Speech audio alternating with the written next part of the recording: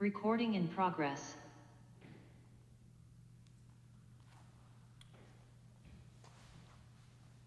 Shall we start? Saraswati Namastubhyam Varade Kamarupini Vidyarambham Karishyami Siddhirabhavatu Me Sada Om.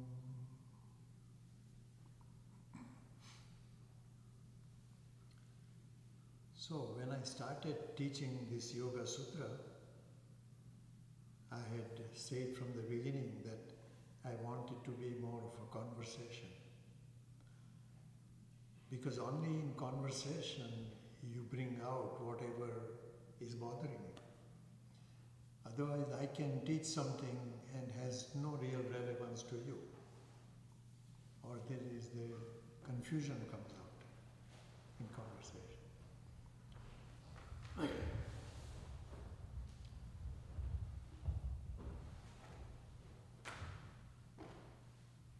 Also, it's, I guess, partly politeness, that's kind of convention that exists. But if you miss a class, whatever you went to do instead was necessary in your life. Okay. So to say, I'm sorry I missed the class, makes no sense to me. Because you're not attending the class for my benefit, firstly.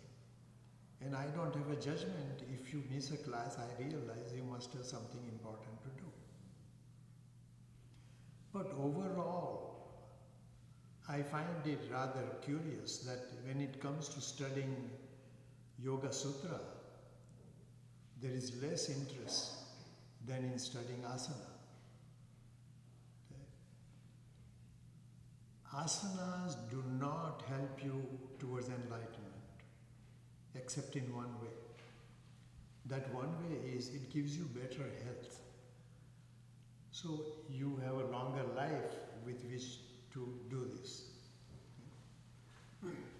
But otherwise asanas are not, in fact asana can have a negative effect in the sense that people become proud of, how good my asana is. Or how I am better than somebody else. Asana practice done with proper attitude should not do that, but it does. We have seen enough examples of that.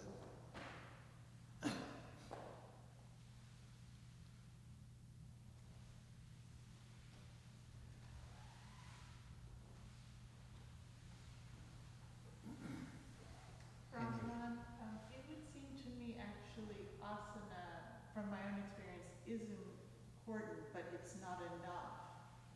Is not what? It's important, because that's kind of how I came to feel in my being, but on its own is not enough. See, as far as enlightenment is concerned, it's about knowing about yourself.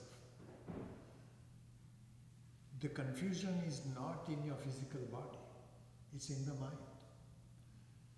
So, while it may be difficult to address the mind, that's where the attention should go. Okay? And in doing asana practice or pranayama practice, if you become proud in any way, then it should be immediately seen as this is, not serving a good purpose.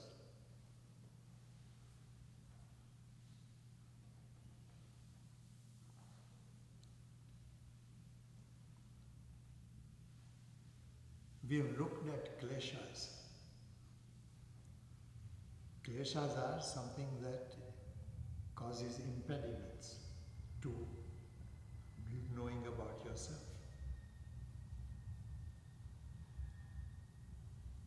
In studying the kleshas, the first one is avidya, lack of knowledge. Okay. That happens to be the basis for the rest of the other kleshas. Asmita is the next kleshas, which is about having a sense of pride about who you are. False. Not knowing who you are. The next two are raga and dvesha, attachments and aversions towards things. Okay? Those are also based on avidya, lack of knowledge. The last one, which is a very important one, is abhinivesha. Generally translated as fear of death. But it is not only fear of death, it is fear of, as a result of death, what would I lose? And the general assumption is, I'll lose all my connections, all my possible joy, all kinds of things like that. Everything I'm familiar with. All of that is a mistake. Mistake because the assumption of most people, unless they study the subject, assumption of most people is that when this body dies, the mind dies, and everything ends, disappears. The proper study of the subject says, no, that is not true. Your body will end. Your mind in some ways come to an end also, but it carries some memory for it. Nothing happens to consciousness. And like I said earlier in one of the classes, understand consciousness in two ways. One is how we normally use the word consciousness in our language. Somebody faints, is not able to communicate for a while, we say he's unconscious. Okay? That's very unfortunate use of the word consciousness. Because the real consciousness is what determines everything. Without that consciousness, overriding consciousness, nothing happens. And to that consciousness, nothing is going to happen. It's too big, too vast. Its quality is what is considered infinite. And remember, infinite is what? In numbers. Infinite plus 1 million, infinite minus 1 million is still infinite. Same way, consciousness, when people talk of consciousness something happened to consciousness, nothing is going to change consciousness. It cannot. Logically, in the way the universe came around, that expression of consciousness came first. Time and space came afterwards. For anything to happen, time is necessary. So, to this original consciousness, time was not even there. Time is not including consciousness. It is consciousness that includes time and space. So nothing is going to happen to consciousness because it is not under time.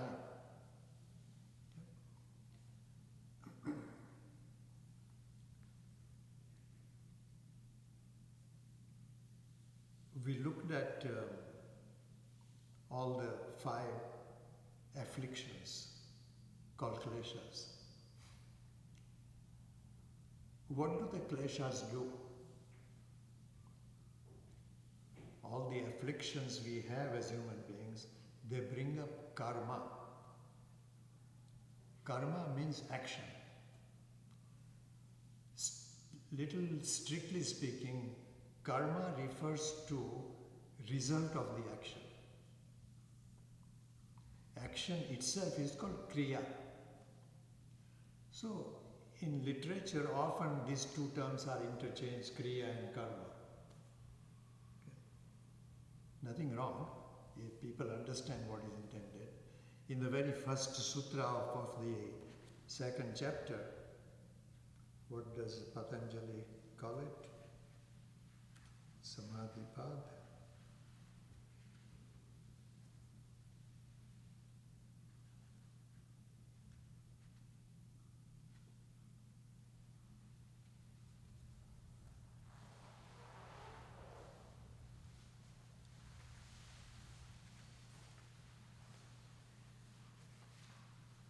I'm looking at the first chapter instead of the second one.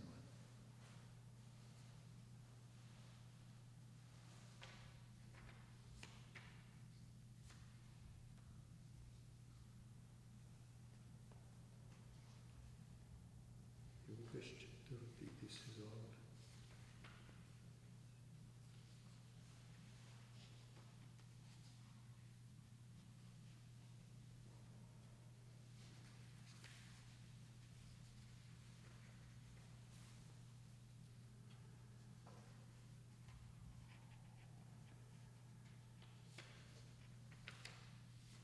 The very first sutra of this second chapter, it says, Tapaswadhyaya Ishwar Pranidhanani Kriya Yoga. See, there he uses the word Kriya Yoga instead of karma.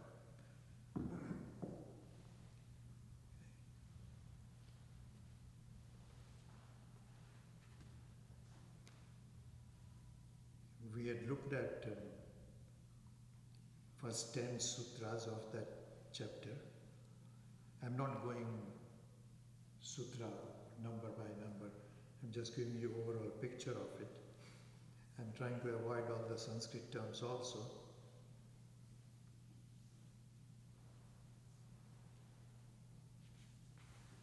So, kleshas, these afflictions that come up in life, give rise to karma because you react to a klesha. Is there a reaction, a relationship between karma and samsara?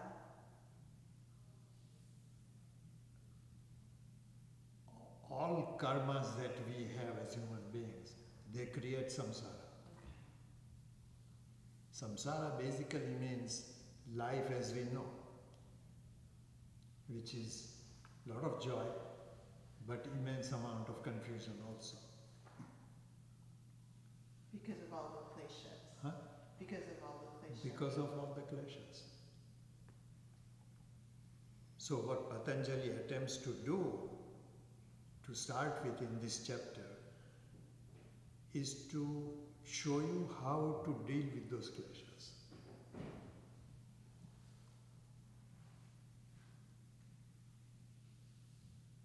The biggest thing to remember is underlying all the kleshas, all the different type of kleshas, lies some ignorance about who you are.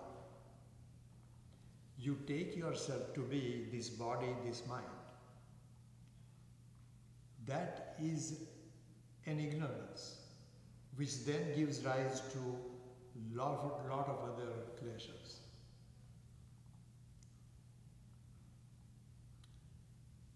And a very general way out of this ignorance is something that can be translated as good luck and bad luck. What are the words in Sanskrit for it? Punya and papa.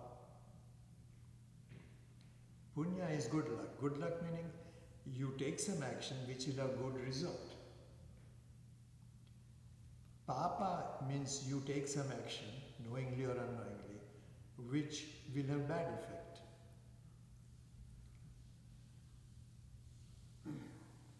So let's say I have a family, which I have a son, and I do something to help my son. I'm being nice to him. It creates punya, but not very powerful, because my reason for helping him is my attachment to my son. But if I take somebody else that I barely know, a neighbor, and help him the same way, that is a much bigger punya. Okay? because there is no selfishness involved in it at all. Not only if I help other people, but if I help other animals or other plants, other living beings, that is all good punya. That punya leads to my slowly understanding what I am.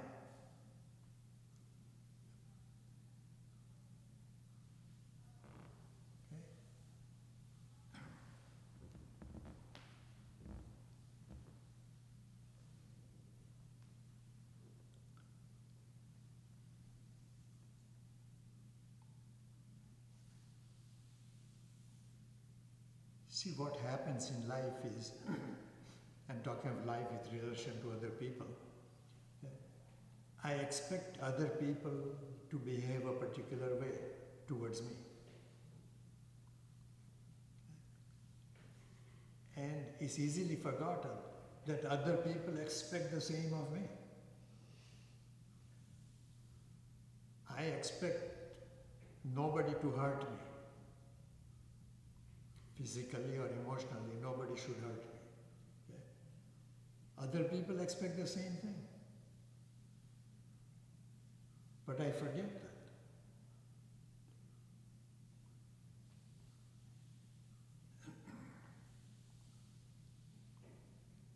Why do I take actions that hurt other people?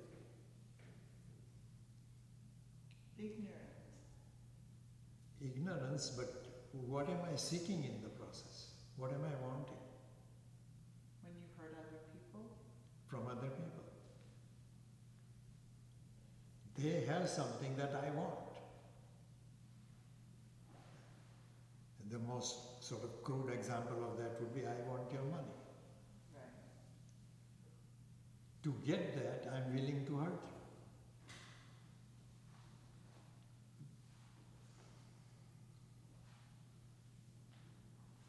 Other people expect the same thing. They are willing to hurt me if they can get hold of my wealth.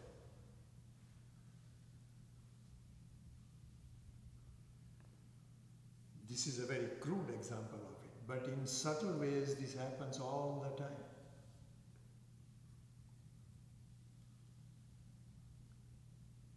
And yet I find, like I was saying earlier, in studying of yoga, this subject receives the least attention, whereas it should receive the maximum attention. Otherwise, without that, see the effect of, as I said, in asana practice, what happens? Competition happens. Is this a phenomenon more in the West when you speak of people wanting to do yoga but not? I wish that was so. A lot of Indians want to say it is more in the West. It is not. It is in India also. When yoga was not popular, then it did not happen. Then people had right attitude. But as yoga became more popular, the teachers became more famous, this same attitude came in India. My Trikonasana is better than yours. Guess who? That was a phrase. With greatest respect to my teacher, he was doing the same thing. Excellent teacher, very, very, very good.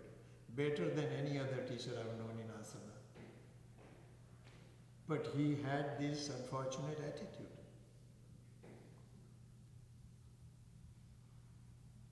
It's okay to look at somebody's Trikonasana and say, his Trikonasana is wonderful, I can learn something from it.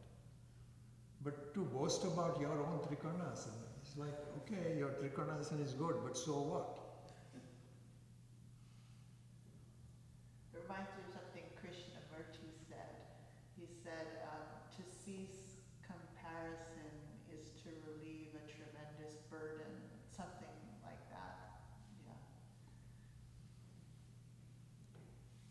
I compare to feel better than somebody else,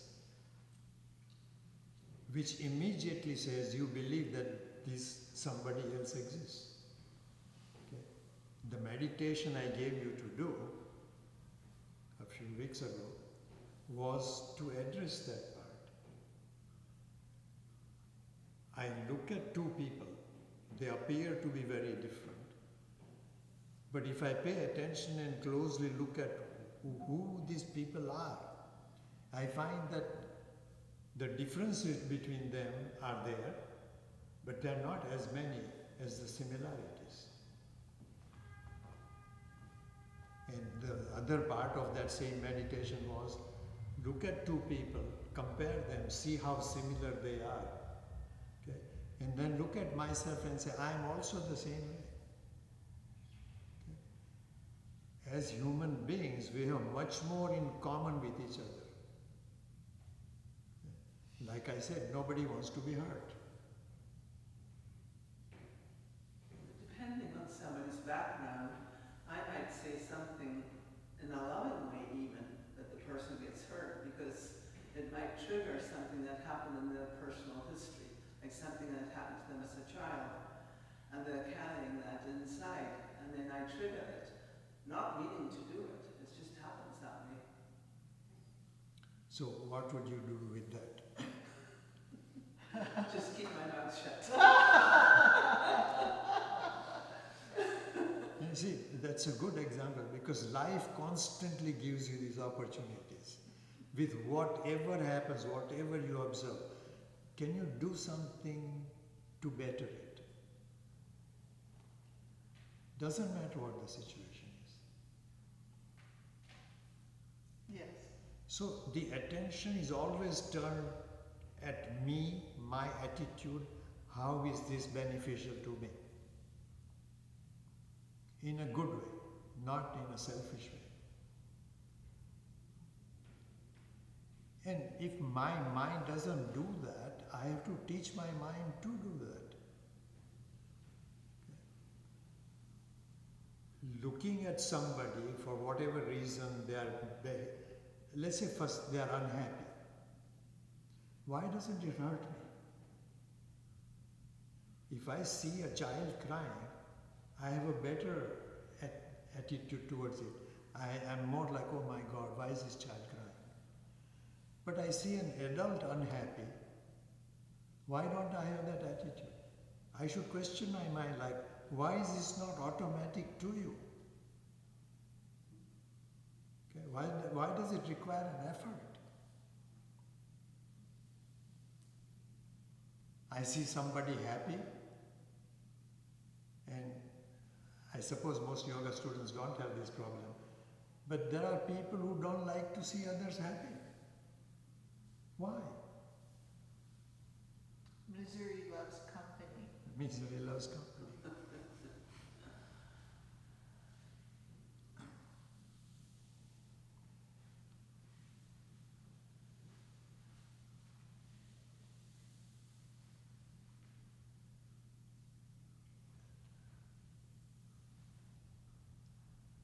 This papa and punya, good luck and bad luck that comes, my response to it is as a result of my response to different situations. There is all the time opportunity to have more punya, means more good luck, which will affect my future. All the time. Whether I respond to this correctly or not is the only question.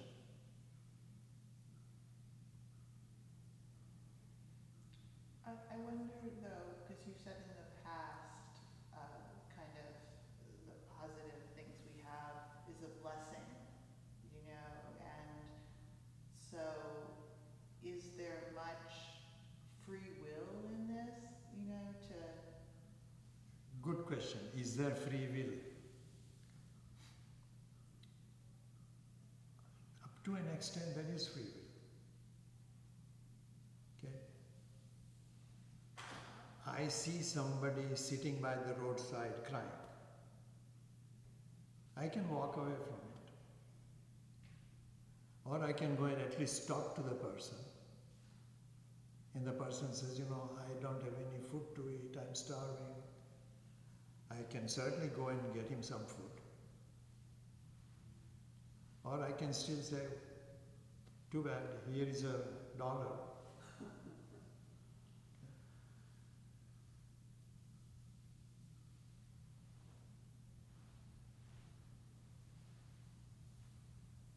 I'm going to the beach to enjoy the ocean. And I see somebody like that. And I said, no, I'm too busy, I'm going to the beach. Here I'll give you a little money, but I don't. What does it take to say the man is hungry? Okay. Have you ever been hungry in your life? You know what it feels like? Not hunger that you invite, not that you are putting yourself deliberately through a situation like that. But actually you do not have food to eat.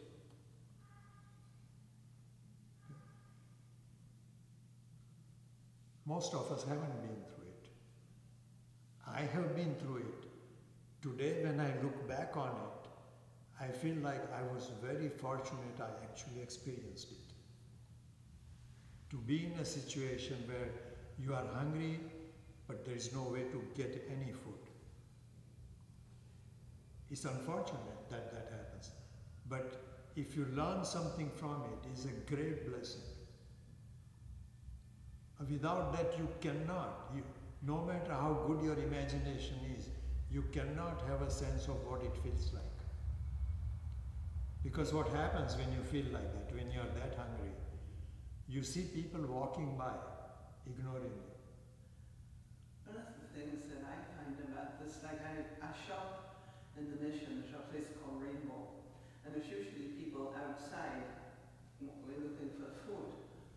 And so it's a different thing if Paul just hands them $5 or $10 out the window, and if I get out of the car and start speaking to them and saying, how are you today, and interacting with them, I think that they're hungry for food, but I think these people have kind of been discarded, they're not, however they came to be on the street, people kind of look down at them in a sense. Whereas, I'm just having a normal conversation with them, and they brighten up, not just the food, not just the money. Mother Teresa tells one story of her life when she started working in Calcutta. She took a loaf, which is, large chapati kind of thing, and gives it to a family seated on the roadside. The man breaks it into two and gives the half to the family seated next to him. Okay? Because he knew what it feels like.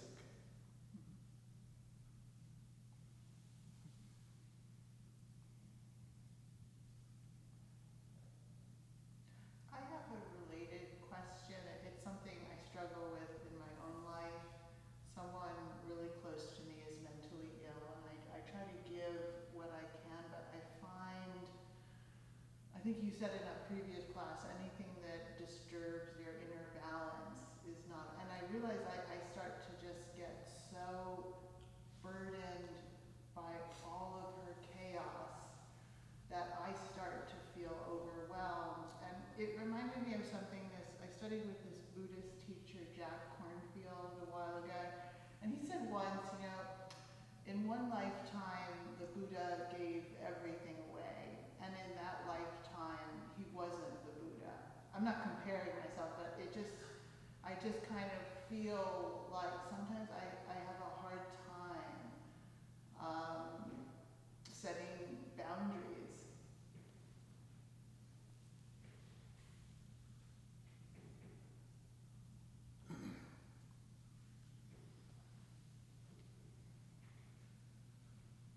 When you give something that someone else needs, does it give you joy? In this situation I'm talking about, it feels like a family role I was in, to be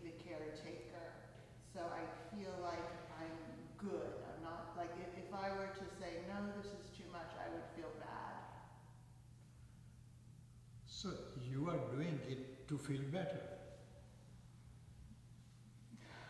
Right? I think I'm doing it. I know this is not very enlightened, but I think I would feel guilty. No, if no, I but did why it. are you judging it?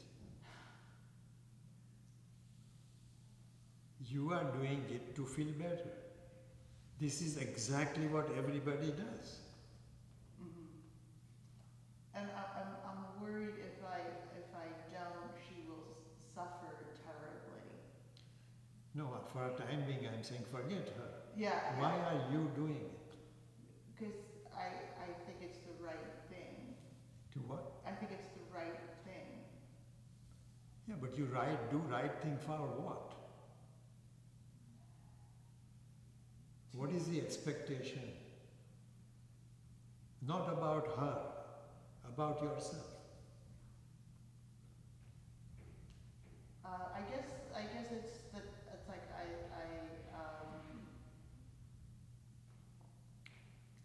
well, I think what's challenging is Janet brought this up, but I think I formed this habit. May I request you for a moment? Yeah. Drop Janet. Okay. Well, it's from a child, it's how I was raised.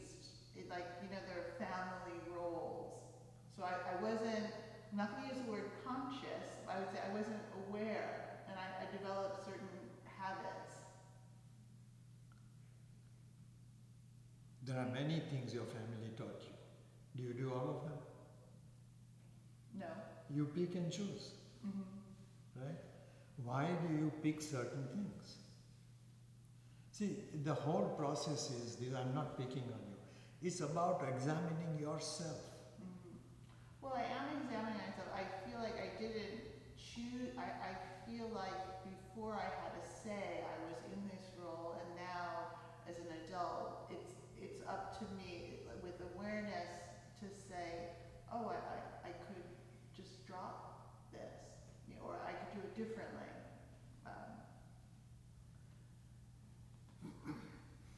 I would request you to examine this very, very, very carefully. You say you got dropped into a role. Okay? Something else happened before that. Or if you were dropped into a role, let's say because of family pressure, Yeah. you had a chance to examine it later. You did not continue it.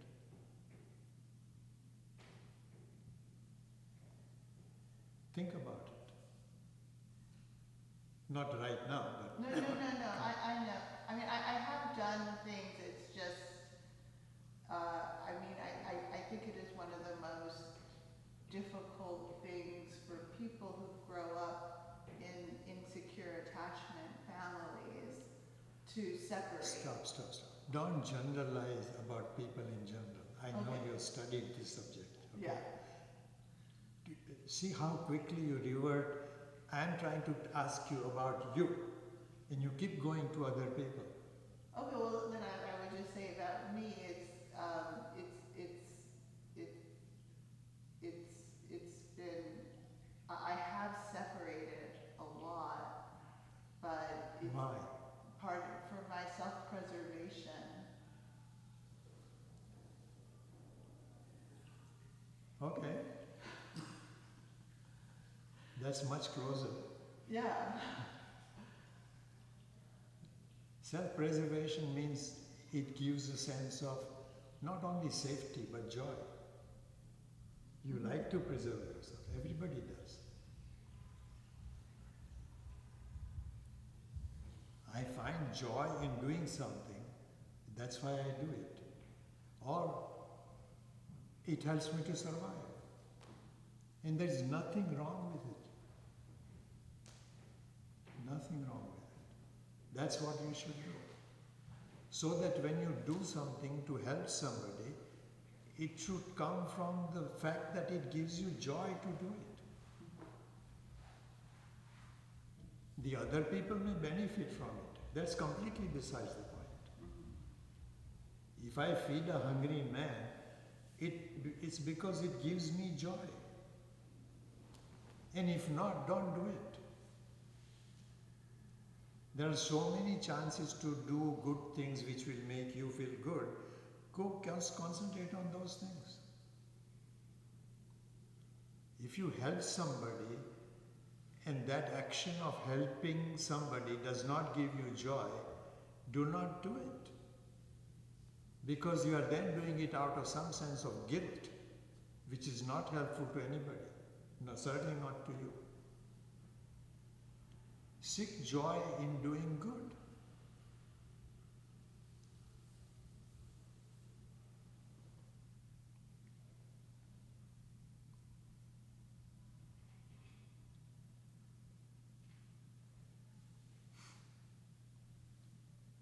I come here and I teach this subject.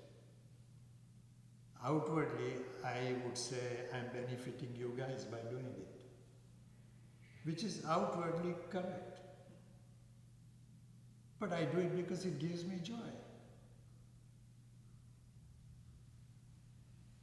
And I can easily say, no, there are thousands of other things I could be doing. Why am I coming here and teaching?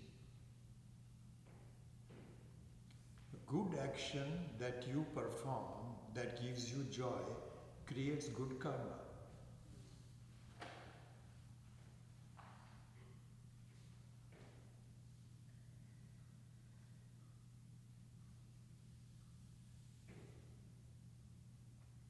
Just think about it, how important that is.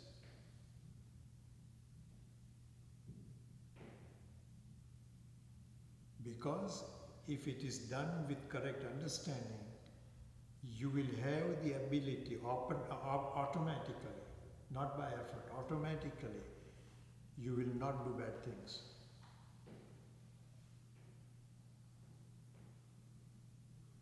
Because it will immediately bother you.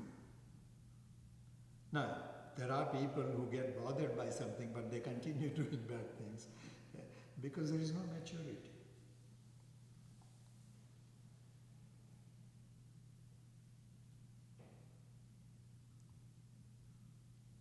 We are basically not bad people. We are good people. Okay? We are not criminals or something like that. But even as we are, any action we perform that we consider a good action, you are doing it, see that you are doing it because it makes you feel good. Okay? Don't lose that sense.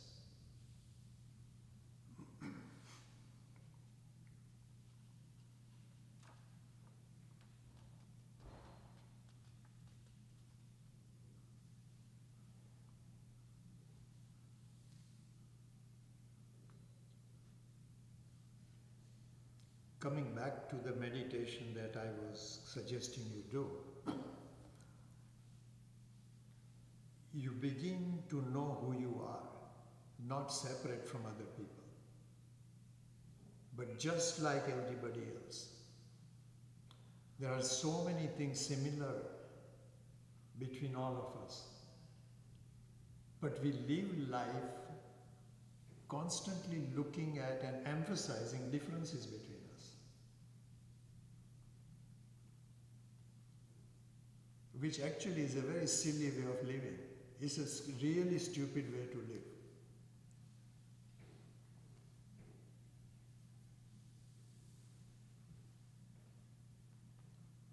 Just look at your own conversations. You know, I'm not going to point at anybody. But just listening to people's conversation, it's always about other people and how different they are.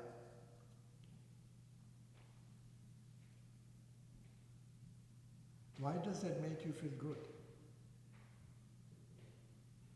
You comment on somebody else that they are like this or like that. Just now we commented, my teacher does this with Trikonasana, my Trikonasana is better than yours. Okay? Correct, it's not an incorrect thing to say. But why does that in any way make me feel good? I think it's a negative habit of the mind. It's the mind that creates separation. That mind is sick. It judges, and I think it's a habit, habit means it is something I have created. If I look at an action, I immediately recognize as a child that this is not good. Then it doesn't become a habit. But society teaches me to do that. And families. Yeah. Family is society. Yeah.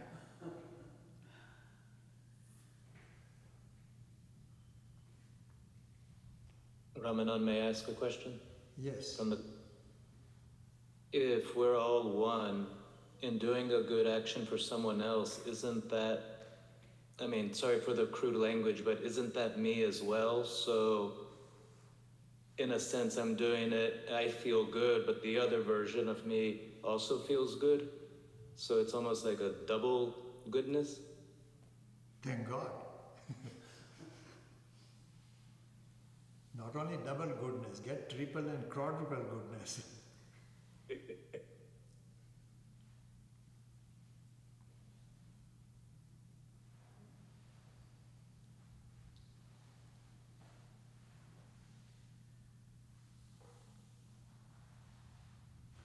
Raman, I have a question. Louder. You said doing punya teaches you more about yourself. What did you mean by that? What does it teach us? If I do something good, that can bring punya. Okay? What it teaches me is that I feel good when I do that. That's why I was just telling Karen that if it doesn't give you good feeling, even if the action is good, don't do it.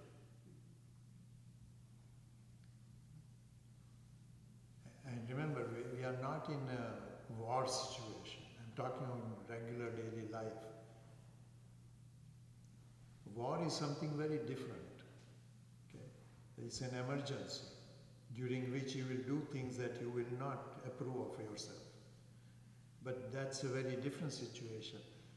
Are you at war with yourself right now? No.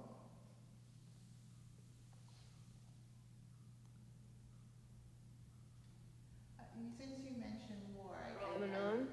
some- Ramanand, Yes. it's Lauren. I think there's another level of this that's important to stay present and understanding when you're doing something good, but also to recognize if you're attached to having that person in your life so you can do good.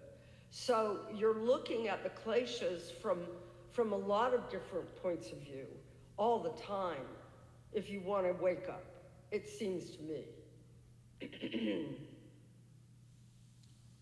Yes. Doing something good, as I said, not only with people, learn to do good things with animals also. More than just dogs. Huh? More than just dogs. More than, yeah. Not your dog. Others people's dogs also. You have to be clear on what the word good means. It's a relative term, isn't it? Okay, that's a good one to look at. What does the term good mean? I might think I'm doing something good for somebody by giving them a vegetarian meal, but they love to eat meat. So they think I'm doing something horrible to them to give them vegetables. Okay. Would you still do it? Yeah, well, at some point in time, I never used to have any meat in the house at all. And then at some time I thought, well, these people, well, meat eaters, they invite me to their house and they go out of their way to prepare vegetarian meals. So I met somebody who traveled over the United States to find a pig farm that treated the pigs humanely. And he found them in Cleveland, and now he makes cold cuts. He's an Italian background, and that's what he sells. So I tried to find the cold cuts that are made by this Italian guy Janet. to my media friends. Stop. You're doing same thing that she was doing earlier. From talking about yourself, you have now gone to other people. avoid that. Well, you were saying, I think the conversation was that we have to do things that make us feel good. Good things that Just wait again. Turn it into I. I should do things that make me feel good. So I'm not in isolation. I'm not sitting in a place and, obviously I'm doing. You are in a society. There's other people involved that I'm interacting with. So anyway, I would like to have more clarity myself on what the word good means. That's right. You believe in not killing. That's a primary value you have. There may be other values also, like you want to feed a hungry person. Okay? Of the two, which is a more fundamental value? Feeding other people is good. But in the process, killing an animal is much more fundamental value. Because other people are still people and they have choices. If you kill an animal, what choice does that animal have? None. So that becomes a more fundamental underlying value. I would like to feed other people also, but I'm not going to kill an animal to do it. I'm not going to. Yeah. So that is good, Yeah. because it has a fundamental value. Well, I had a friend who got very sensitive as a vegetarian. And then one day he was in the kitchen and he was cutting a lettuce and tears fell out of his eyes onto the lettuce because he was breaking the heart of the lettuce with a knife. Maybe he was putting on a show. So then he had to decide how do I, so I think that people have to make decisions. This is just an example of somebody that I knew in London. Before people make decision, what we are talking about is have clear understanding of some values. Yeah. Then the decision will come out of that understanding. Otherwise, your decisions will be governed by other factors, not good values. Maybe by good values, but may not be.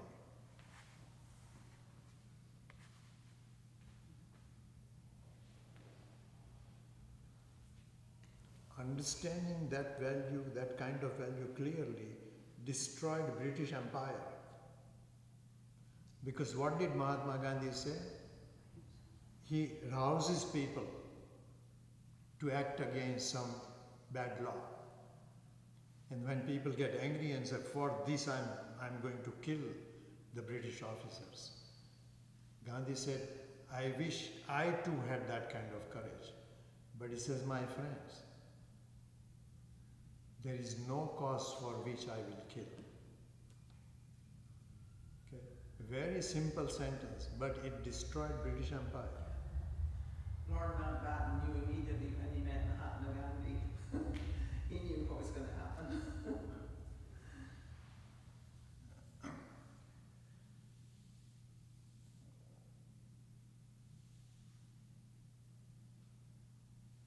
I was saying earlier, to find out what these values are, I don't have to go outside.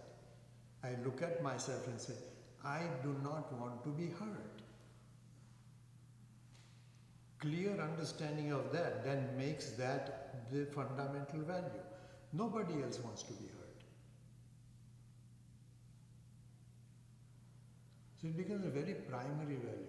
And if I don't want to be hurt and understand no other person wants to be hurt, no animal wants to be hurt either. Clear understanding of that becomes a very fundamental value. I would not violate that value. So that is good because it is commonly wanted by everybody. Have you ever come across somebody who says, you know what, go ahead and hurt me? I'm not talking about a person who is dejected or depressed so he wants to commit a suicide. But generally, from people you know. Does anybody come to you and say, go ahead and hurt me? Nor am I talking about boxing match or something like that.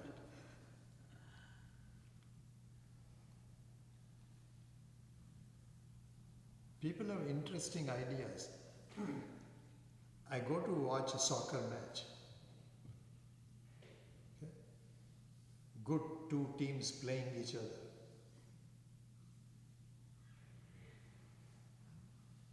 Before they enter the field, they will salute the earth. And what are they wishing in that kind of salutation? May I win. Okay? I don't have a judgment about the game, understand? But in wishing that I would win, are you wishing that other team would lose? Naturally.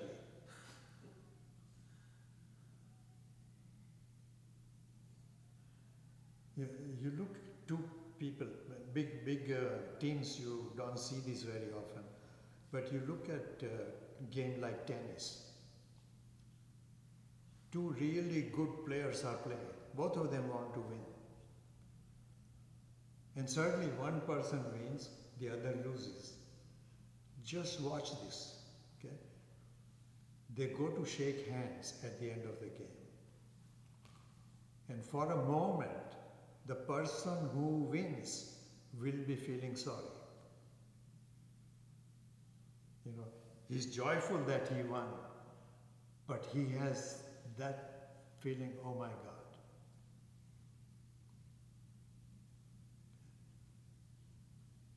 It's very interesting to see that.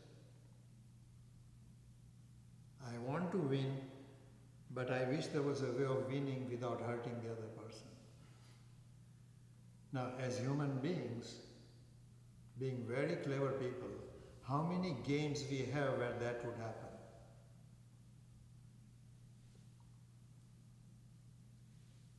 Is there a way in what we call sports to play any game in which there is no loser?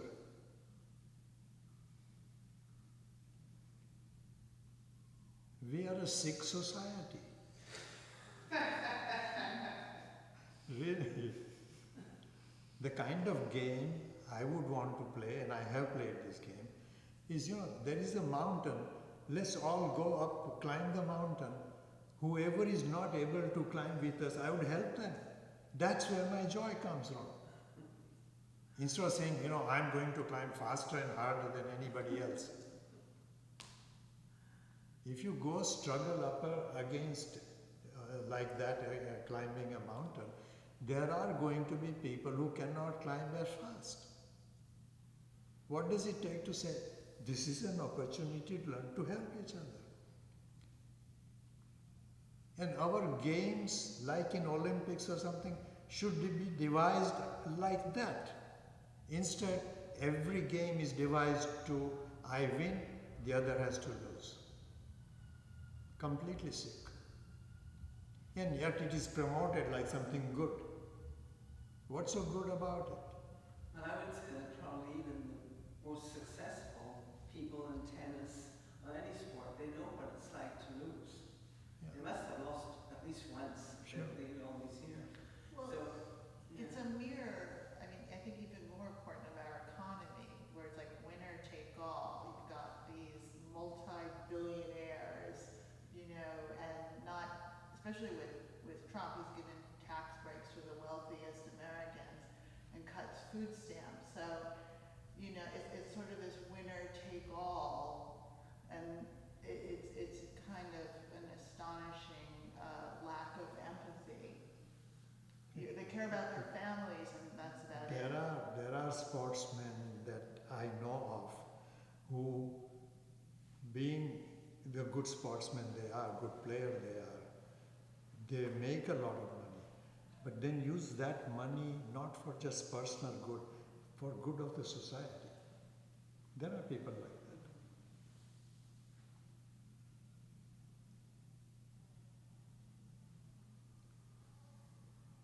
Only yoga teachers are such that they say, why don't I have more students than the other person? I remember many years ago when I first came to San Francisco and I was studying with Judith Lassiter. She said, you learn more about non-attachment by teaching than you do by studying yoga.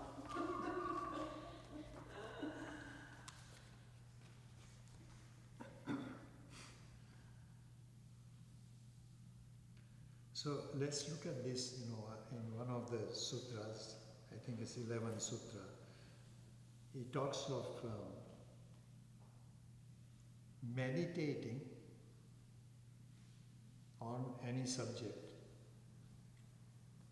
What does meditation mean? It's about thinking.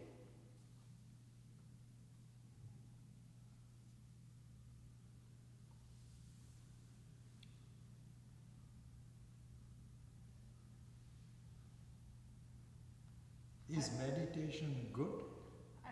I think there's like the word in English, like, oh, I'll meditate on that, like whether I should go to graduate school. But from my experience, meditation is being with being, the feeling sense, sensation, inner state of being, maybe observing my thoughts, but it's not about thinking. It's not about thinking?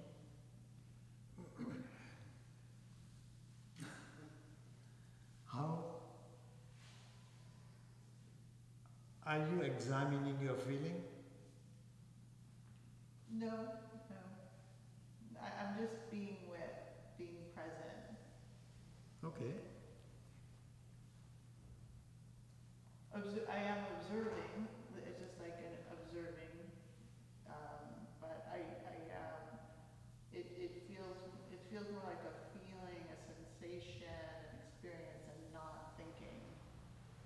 What is that sensation? Things usually related to my breath. How do you spell breath? Pardon? How do you spell breath? Breath, B-R-E-A-T-H. Very good. Does that require thought? Just now it did, but I'm somewhat feeling myself and talking to. Usually when I consider No, myself. when you use a language, thinking is involved. Mhm. Do you have any feeling without using a language?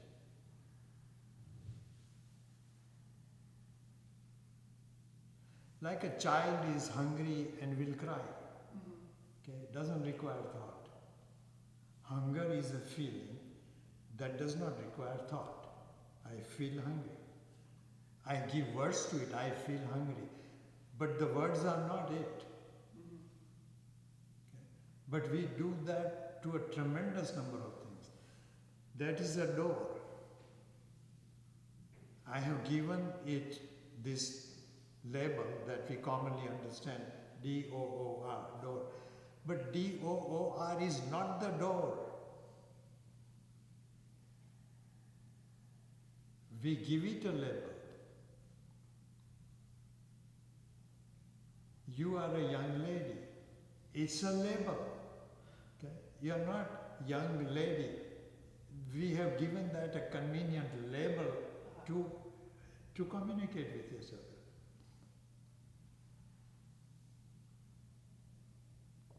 So you don't think it can be a distinction between thinking and being?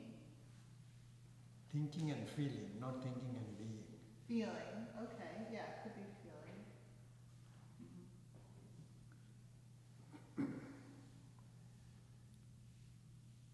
In a lot of dealings, we are not very clear.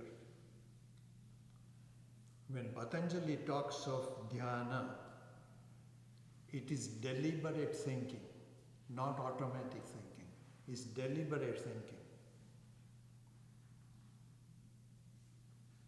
Deliberate thinking is used by a variety of people. Politicians use it for one thing. Deliberately thinking of how to win more votes. Even somebody who commit some murder, what is the term used? Deliberation. Yeah. Was it Premeditated. premeditated, right, yeah. It's not meditation, but it involves thought. We call it, it's a very sort of odd thing to say it's premeditated. Means some deliberate pre-thinking went into it. But doesn't have anything to do with meditation that Patanjali talks about.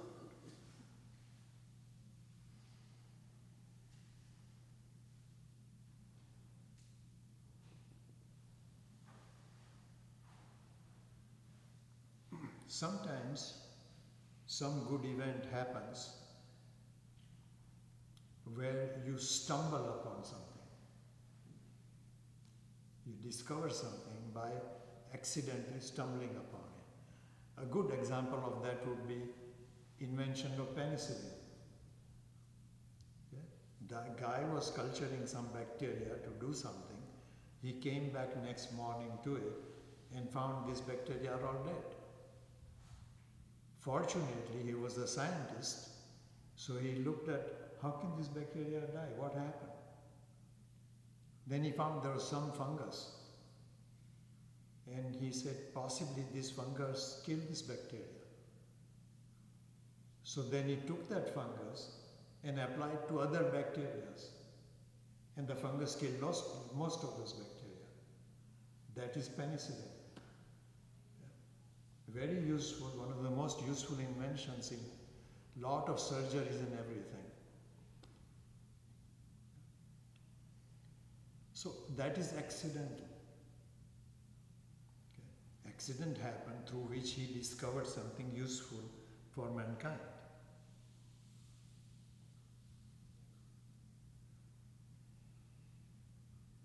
But in talking about Atma, the subject we are talking about in Patanjali Yoga Sutra, you cannot accidentally stumble upon it. It requires deliberate consideration. Majority of the people come to it because something hurts them. They begin to question, what am I doing here? Why am I here? Why is this human form? Okay. That doesn't happen accidentally. I mean, the wanting to look at who am I does not happen accidentally. It's because of some event in life that makes them look at it. When you look at it, you find I is a problem. First is that I have a problem. I have a solution. But I have a problem is very different than that I is the problem.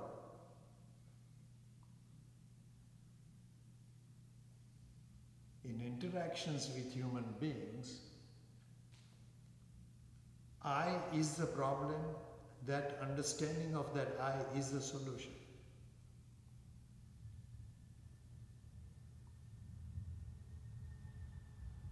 Why is I a problem?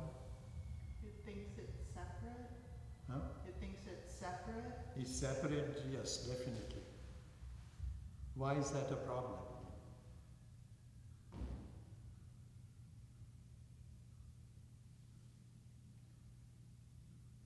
Because we're all one. Big one? Because we're all one. Yes, but I'm asking something different. Okay, let me just say what it is. I is something I am constantly trying to preserve. Okay? That I that I'm trying to preserve is basically ego. What is ego? Not real. Made up by what? The mind. By the mind. So in trying to preserve something that is not real, I cause a lot of damage. Ramanand, what is there's a connection between Atman and Brahman. Atma and what? How is Atman related to Brahman? Praman is a proof. Praman literally means a proof. But I think if I can guess, you are asking how is Atman related to Paramatman?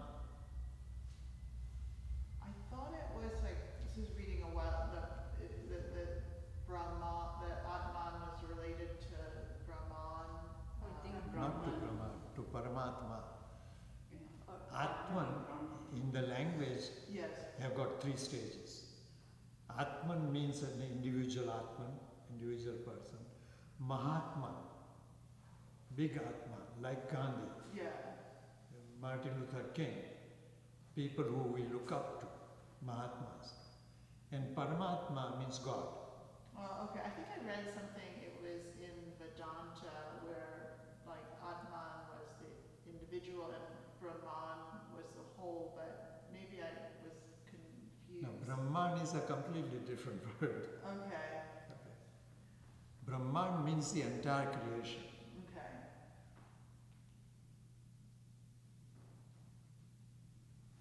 But Brahman means something different. Okay, Brahman is a community. No, I think it was the earlier word you used. Brahmand. That's what I meant, yeah. Okay.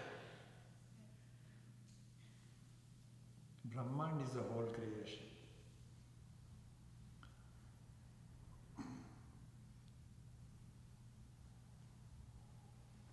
But these are famous words of Krishnamurti. I am the problem, I am the solution. Only in English, I was saying it, I would not say I am. I is the problem, not I am.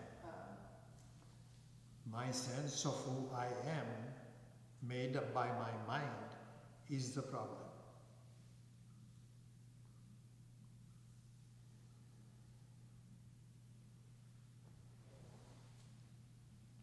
And if I look at it, we have talked about this before also.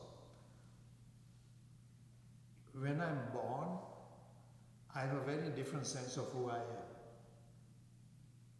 I grow up a little, that sense of I changes. I play with other kids,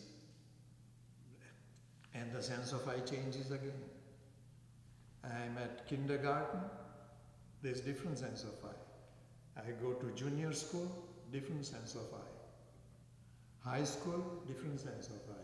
College, still different sense of I. I start working, I have a job, I have a different sense of I. I become an idiotic yoga teacher, I have a different sense of I. Which is correct. They are all made up by the mind. Behind all those I's lies a real I, about which I generally do not have any knowledge at all, other than saying I'm a living being. To look at what that I is a very important aspect of studying Patanjali Yoga Sutra.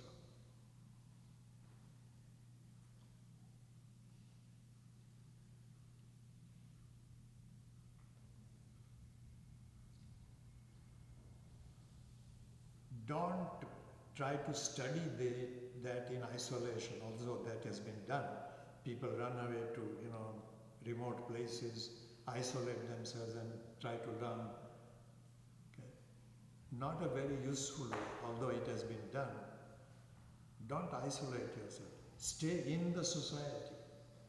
Interact with other people, other animals, other living beings. And in light of that, keep looking at who am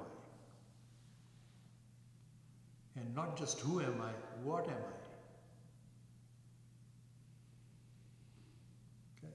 So next time we will try and look at that a little more deeply, closely.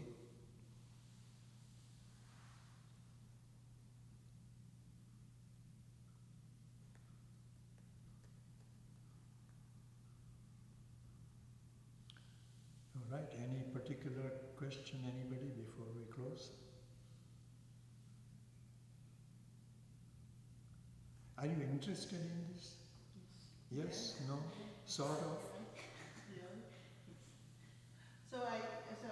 Since you asked a question, if we have any questions, I was curious, so how would you describe meditation? How can I describe it? Yeah. Meditation, in light of what Patanjali talks about, is deliberate thinking about something, deliberate thinking about who I am, deliberate thinking about why I behave a particular way, deliberate thinking about what keeps me happy, which is what I want. That deliberate action is meditation. Meditation, the word in all contexts doesn't mean that. But with regard to studying Yoga Sutras, that is the meaning.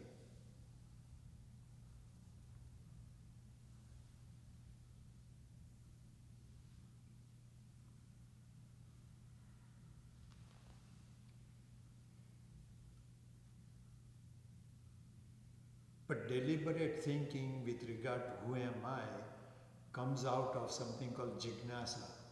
Jignasa means curiosity. Curiosity might have arisen out of just wanting to know, or it might arise out of some injury. Something hurts me. I look at it.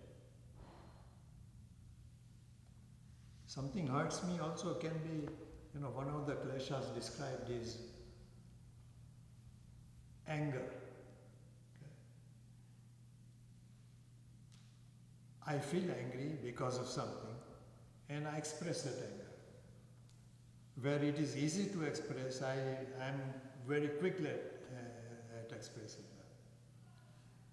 that. Let's say I have a job. I think we looked at this example earlier. I have a job. In the job, I have a boss. He does something I don't like. I'm angry about it. But because I'm trying to preserve my job, my employment, I don't express it. What happens when I don't express that? I don't express it, I suppress it. Okay. Comes out at my wife. Whenever you suppress an anger, be very, very, very careful, very extra careful that it doesn't come out on somebody else who may be completely innocent. People do that unknowingly. I'm angry, I come with that angry mood, I come home and I take it out on my dog. The poor dog has nothing to do with it.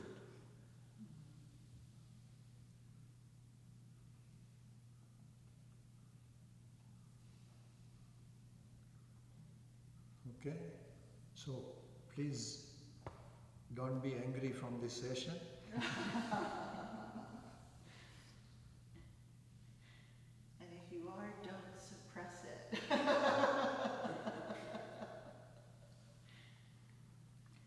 If you want an exercise, I would suggest look at anything that makes you angry. Really look and see that if you don't have ability to express that anger, what you do with it. How would you make that anger subside and not take it out on somebody else? Including not only other people in your life. Don't go kick a wall. Poor wall is completely innocent.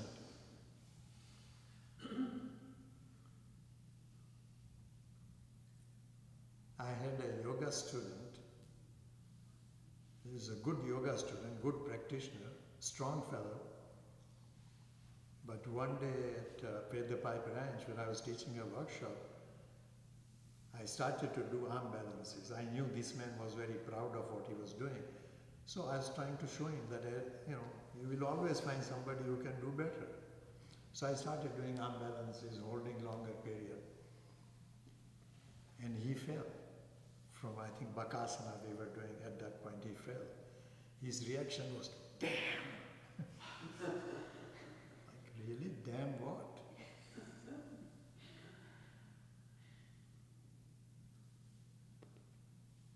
He's a very honest man. Very honest man.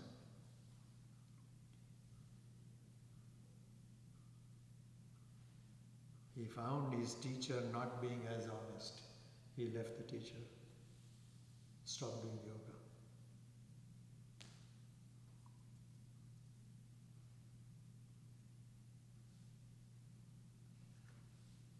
All right, thank you. Thank you, Roman. Next week. So, the exercise, if I may, is look at the anger. Everybody has some, about whatever. First of all, you have anger because you feel it is justified.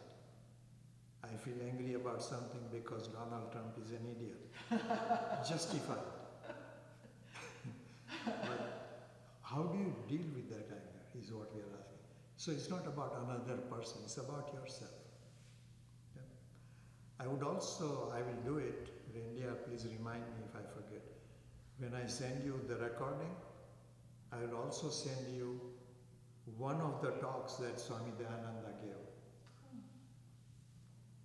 He gave several talks to yoga students on Patanjali Yoga Sutra. I like one particular one, so I'll send it to you and look at it. Please, you are all foreigners to that accent. Okay. The first time you listen to it, you may not understand because of his accent. Keep listening to it again and again and you will understand much more of it. Where he uses Sanskrit terms, unless you are familiar with the term, you may not understand. But he always translates what he's saying. So when you find him using some gaga baba muga, okay, don't panic, he will translate it. Okay. But he has a great sense of humor also. So.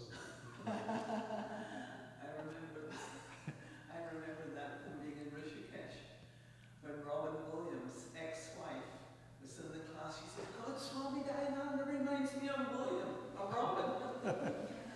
Because she said one of the important things of a sense of humor is timing.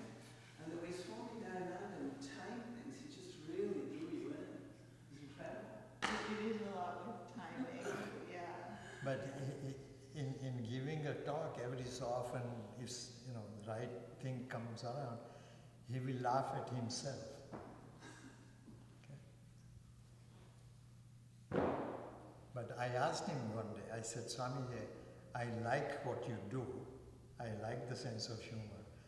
But why do you tell jokes like that in a class?" He says, "To keep you people awake." People fall asleep. Somebody asked you, Ramanand, why you told jokes in a class. And you answered immediately. You said, "Have you ever seen anybody holding their breath when they're laughing?" That's what you said. There's another important thing that Patanjali also, through the Sutras, to really burst out laughing and at the same time thinking is not possible. Yeah. Thinking stops. So laughing in that sense is considered samadhi. Yeah. I remember one time, I don't know if you were in the class, Janet, but you put us in some pose and we were all feeling amazing that we could do it. And then he said, "And don't look too holy." And then we all started laughing. I like about Mr. Iyengar, sometimes he would tell a joke and he finds his joke so funny that he laughs at it. The way he laughs, other people laugh at him laughing, not about the joke, but about the way he laughs. So He was laughing with every cell in this body like he could he do totally almost. shakes, He was shaking. I mean, it's nice to see him so happy, but